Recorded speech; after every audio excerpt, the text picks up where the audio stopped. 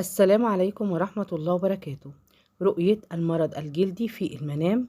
فسر ابن سيرين إن المرض الجلدي على إنه بشرة خير للحالم، كما إن الرائي سوف يحقق أهدافه من خلال سفره، ويحدث له العديد من الإيجابيات في حياته وبتحول مسار حياته للأفضل.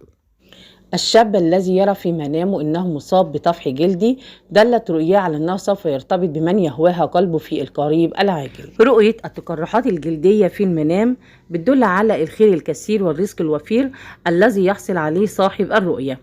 أما رؤية التقرحات في جلد اليد اليسرى بتدل على أنه سوف يحصل على الكثير من الأموال والسبب امرأة من الأقارب. كمان بنقول أن رؤية التقرحات الحادة الشديدة في الجلد بتدل على الهموم والمصائب، ممكن تكون للرائي أو أحد أقارب الرائي. أما بالنسبة لحلم الحبوب الحمراء في المنام، يقال إن الحبوب الحمراء في المنام بتدل على المال الذي يحصل عليه الرائي، وبتتحدد الأموال على حسب كمية الحبوب التي شاهدها الرائي في منامه. أما رؤية الحبوب البيضاء في المنام دل على إن صاحب الرؤية رجل سخي على امرأته وأولاده. كمان بنقول إن الفتاة التي ترى في المنام الحبوب الحمراء سوف يوفقها الله في حياتها ويمن عليها بالشفاء العاجل إن كانت مريضة.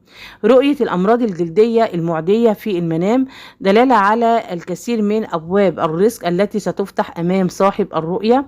رؤية الثعلبة في المنام هو من الأمراض المعدية، دل على أن صاحب الرؤية يعاني من الحسد. أما رؤية الصدفية في المنام دل على انقضاء الهموم والكرب والتخلص منه بشكل نهائي لصاحب الرؤية. حلم فقاعات اليد في المنام بتكون دلالة على كثرة الخيرات التي سيراها الرائي في حياته. رؤية المرض الجلدي في اليد خصوصا في اليد بيدل على الارتباط والزواج في أقرب وقت. بشكل عام في أن رؤية الفقاعات والأمراض الجلدية دلالة على وفرة المال التي سينعم به الرائي.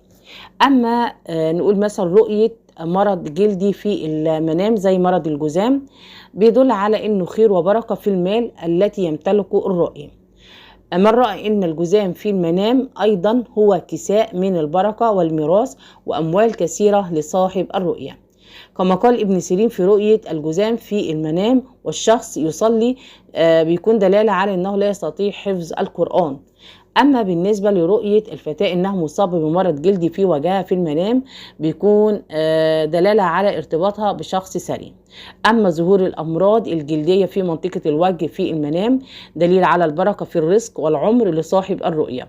وقيل إن المرض الجلدي في الوجه في المنام بيكون دليل على الكثير من المنافع التي ينتفع بها صاحب الرؤية. وقيل أن رؤية الفقاعات في الساق في المنام بيكون دليل على أن صاحب الرؤية رجل ورع وصالح. وفسر بعض المفسرين أن فقاعات الساق في المنام على أنها ثراء فاحش سوف يصيب صاحب الرؤية. وجود الفقاعات منتشرة بشكل كبير في الساق في منام صاحب الرؤية بيكون دليل على أنه يتمتع بكثير من الحيوية والنشاط. الإصابة بالعدوى والهرش في منام العزباء بيرمز على التنفع من شخص.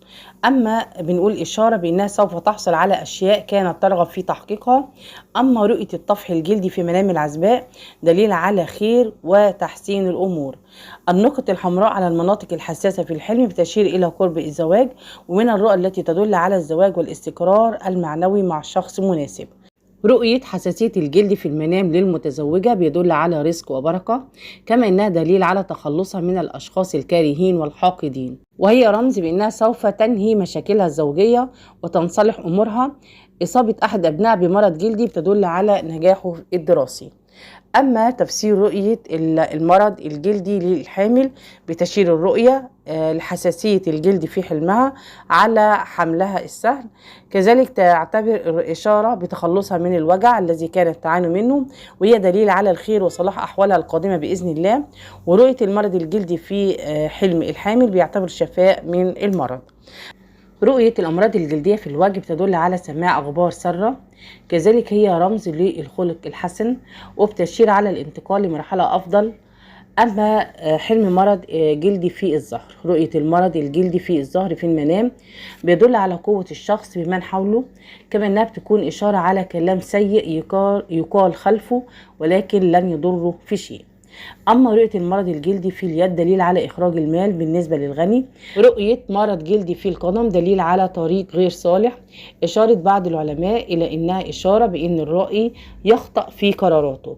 أما تفسير رؤية طفل مولود به مرض جلدي بتدل على الهم والحزن. عند مشاهدة الطفح الجلدي في ظهر ابنك يدل على السند. أما المرض الجلدي في أحلام الأطفال بيدل على شعورهم بالخوف، وإذا شاهد طفل لهذا الحلم دليل على أنه يعاني من الاضطرابات النفسية. دي كانت حلقتنا النهاردة، أتمنى يكون التفسير عجبكم، ولو عجبكم اللايك والشير والاشتراك في القناة، والسلام عليكم ورحمة الله وبركاته.